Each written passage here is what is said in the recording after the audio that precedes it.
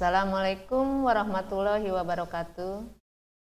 Selamat pagi, calon siswa-siswi SMP 1 Negeri Cibingbin. Semoga kalian selalu dalam keadaan sehat walafiat dan dalam lindungan Allah Subhanahu wa Ta'ala. Baiklah, untuk materi MPLS, Ibu akan memberikan materi tentang pembinaan mental. Mengapa harus ada pembinaan mental?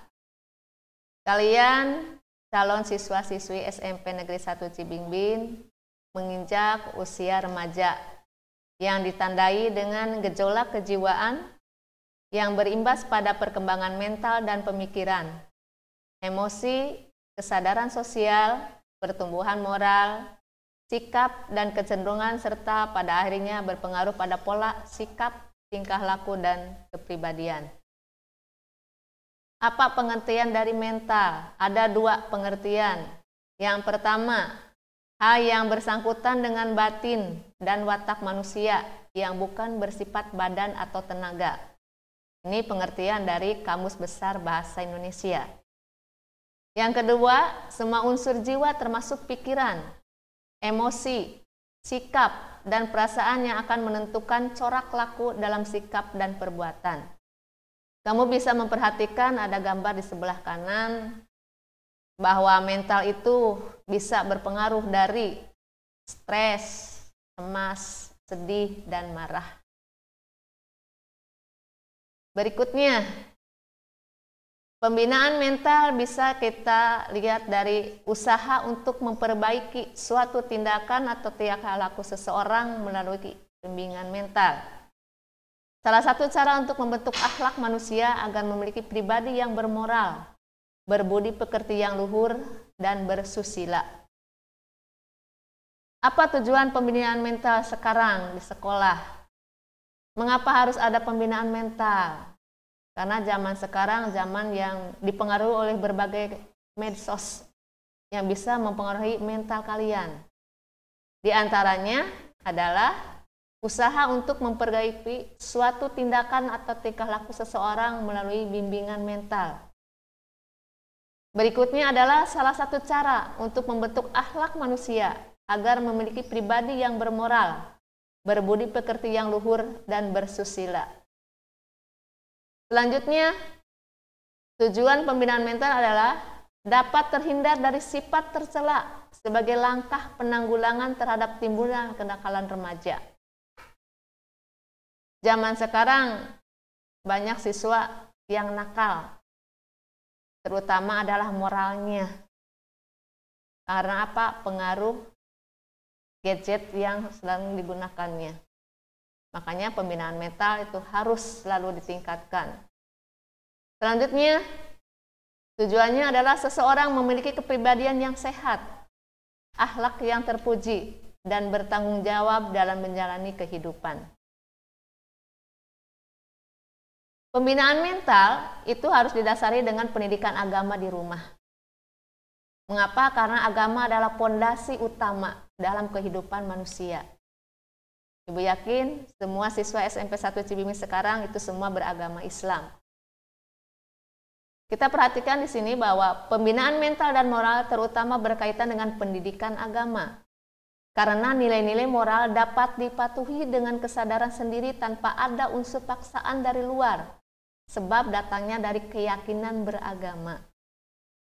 Oleh karena itu, harus dipupuk dan ditanamkan sejak dini, sehingga menjadi bagian tidak terpisahkan dari kepribadian anak, remaja, sampai dewasa. Yang sekarang mungkin kalian ketika usia SD itu anak-anak, sekarang menginjak ke SMP adalah menginjak remaja. Usia remaja, usia yang rentan bisa terpengaruh oleh lingkungan tempat di mana kalian berada dan berteman. Berikutnya, pendidikan mental diharapkan dapat membentuk jiwa seseorang yang mencerminkan suatu sikap, perbuatan, atau tingkah laku yang selaras dan sesuai dengan ajaran agama Islam. Orang yang mentalnya sehat ditandai oleh perasaan tenang, ceria, optimis, memancarkan hal-hal yang baik, dan sifat-sifat yang terpuji yang terlihat dari sikap, ucapan dan perbuatannya yang berbudi pekerti sesuai ajaran agama, serta mampu menyikapi dengan bijak berbagai masalah dalam kehidupan. Ibu yakin setiap manusia pasti ada masalah. Walaupun kalian masih SD, sekarang menginjak ke remaja, berarti kalian akan menghadapi suatu masalah baru yang harus disikapi dengan bijaksana. Apa contoh kehidupan sehari-hari? Yang pertama, bahwa Islam mengajarkan agar bersikap baik atau berbaik sangka dan menghindari sikap berburuk sangka. Sikap berbaik sangka menyebabkan orang tidak curiga, sehingga ia akan tetap tenang dalam menghadapi masalah. Sebaliknya, orang yang selalu berburuk sangka menyebabkan orang tersebut terus merasa curiga, gelisah, dan tidak tenang, sehingga akan sulit bergaul dan hidupnya bisa menyendiri. Atau dikatakan kalian tidak akan punya teman karena selalu curiga dan berburuk sangka atau suudzon kepada orang lain. Yang kedua, jangan selalu melihat kelebihan orang lain dan kalian merasa iri. Kita diajarkan untuk bersyukur dengan apa yang kita punya dan tidak iri terhadap apa yang orang lain punya. Rasa iri bisa membuat kita terus merasa gelisah dan serba kekurangan. Sebaiknya, apabila kita ingin mempunyai hal lebih dari yang sudah ada, maka rasa syukur itu kita dijadikan motivasi untuk berusaha lebih giat lagi. Maka bersyukurlah apa yang kita punya. Jangan melihat sesuatu yang kepada orang lain yang baik, tetapi kamu menjadi iri. Tapi kamu harus berusaha bersyukur. Berikutnya, optimis dan pantang menyerah. Kita sebaiknya memandang kesulitan dan permasalahan sebagai tantangan yang harus dihadapi, karena di setiap kesulitan terhadap keberkahan dan pembelajaran. Ingat, inna ma'al yusri usron, sesungguhnya bersama kesulitan itu ada kemudahan. Orang dengan mental yang sehat berdasarkan ajaran Islam itu dapat disimpulkan menjadi 10. Yang pertama, harus jujur atau sidik, ikhlas dan bertanggung jawab. Orang yang jujur, insya Allah hidupnya akan berkas. Orang yang ikhlas, insya Allah ketika melakukan sesuatu pekerjaan, maka kita akan merasa berbahagia. Kemudian bertanggung jawab, apa yang kita diberikan tugas oleh seseorang atau siapapun, maka harus melaksanakan dengan baik dan bertanggung jawab. Yang kedua, dapat dipercaya, amanah dalam bersikap, perkataan, dan perbuatannya. Artinya, kita melakukan sesuatu pembicaraan, berbicara dengan teman, itu jangan berbohong. Kemudian, apa yang kita ucapkan harus sesuai dengan apa yang kita lakukan. Insya Allah, kita akan dapat banyak teman dan saudara. Yang ketiga, tidak munafik. Orang yang munafik itu tidak disukai. Bagaimana sih orang yang munafik? Orang munafik itu bila berkata bohong. Bila diberi amanah tidak disampaikan. Bila berjanji tidak ditepati. Itu hal tidak baik semua. Yang keempat, adil. Tidak pilih kasih dan istiqomah.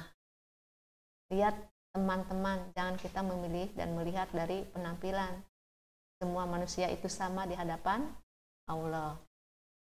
Yang kelima, dapat bekerja sama atau bekerja bersama-sama, bergotong royong. Yang keenam, berpikir positif, optimis, kritis, dan bijak. Positif berarti kita berpikir positif itu berpikir hal-hal yang selalu baik. Optimis, bekerja keras, semangat. Kritis, jika ada sesuatu yang kurang setuju, boleh kamu berkritis. Dan bijak, harus bijaksana dalam segala hal. Insya Allah kita akan merasa tentram. Ketujuh, berperilaku baik, wajar dan terkendali. Jelas, wajar itu tidak dibuat-buat, sesuai dengan pribadi kamu. terkendali, hasilnya di sini kita bisa mengatur emosi, jangan cepat marah ya. Yang kedelapan, taat terhadap peraturan dan disiplin. Karena kalian sekarang calon siswa-siswi SMP 1 Cibimbing, maka kalian harus taat terhadap peraturan atau tata tertib yang diberlakukan di SMP 1 Cibimbing. 9. Sopan dan santun terhadap sesama. Kita harus saling menghormati. Sayang kepada yang lebih muda, hormat kepada yang lebih tua. Itulah sopan santun. Dan terakhir adalah peka terhadap lingkungan sekitar. Peka itu seperti apa? Kalau misalnya ada teman kamu yang jatuh, kamu jangan biarkan, cepat tolong. Itu berarti peka. Atau ada teman kamu yang sedang bersih-bersih, kamu harus ikut membantu. Nah, itulah contoh peka terhadap lingkungan. Nah, kesimpulannya, bagaimana cara mudah kita menjaga kesehatan mental seusia kamu yang akan menginjak usia remaja? Yang pertama, alihkan dengan aktivitas positif. Seperti apa? Misalnya melakukan pekerjaan rumah. Kamu membantu orang tua di rumah yang kamu bisa. Menonton film yang positifnya. Atau membaca novel atau cerpen yang lain. Yang sekarang mungkin sudah ada di gadget kamu. Berikutnya, terhubung dengan teman. Kamu bisa gunakan medsos dan melakukan banyak permainan kreatif. Tapi jangan berlebihan, harus sesuai dengan waktu. Kemudian, fokus pada diri sendiri. Artinya, ketika kamu menghabiskan waktu, harus dengan cara yang produktif demi kesehatan mental kamu. Jangan sesuatu yang mengakibatkan mental kamu jelek. Selanjutkan, luapkan perasaan melalui karya. Nah, kalau kamu punya hobi menggambar atau melukis, boleh kamu meluapkannya ke sana. Atau misalnya kamu bisa membuat cerita, ya buatlah dalam cerita. Atau kamu bisa membuat karya yang lain. Bisa kamu luangkan dan salurkan. Nah, kalau di sekolah ada melalui kegiatan ekstrakurikuler. Kalau kamu senang seni, mungkin ada disalurkan yang seni. Senang berolahraga, kamu olahraganya apa ada di sini. Nah, itu meluapkan perasaan melalui karya. Dan terakhir adalah berbaik hati pada diri sendiri dan orang lain. Kamu harus peka dan mendorong korban perundungan untuk meminta bantuan atau dukungan pada teman atau orang dewasa. Apa sih perundungan? Sekarang banyak orang yang dirundung ya. Itu kamu jangan ikut-ikutan, tapi harus kamu membela dan menasihati orang yang membuat perundungannya. Demikian untuk pembinaan mental hari ini, dan di sana ada tugas yang harus kamu kerjakan. Kamu bisa mengumpulkannya dalam kertas 2 lembar, diberi nama dan kelas yang sesuai dengan kelas kalian. Yang pertama, bagaimana perasaan kamu ketika mengetahui bahwa kamu diterima menjadi calon siswa SMP 1 Cibimbing? Ungkapkan perasaan kamu seluas-luasnya dengan bahasa kamu sendiri. Yang kedua, apa usaha kamu ketika di dalam satu kelas tidak ada teman yang kamu kenal? Nah, bagaimana usaha kamu? Kamu tulis menurut bahasa kamu sendiri. Demikian penjelasan dari Ibu tentang pembinaan mental. Mohon maaf atas semua kekurangannya. Ibu tutup. Wabillahi taufiq wal hidayah. Wassalamualaikum warahmatullahi wabarakatuh.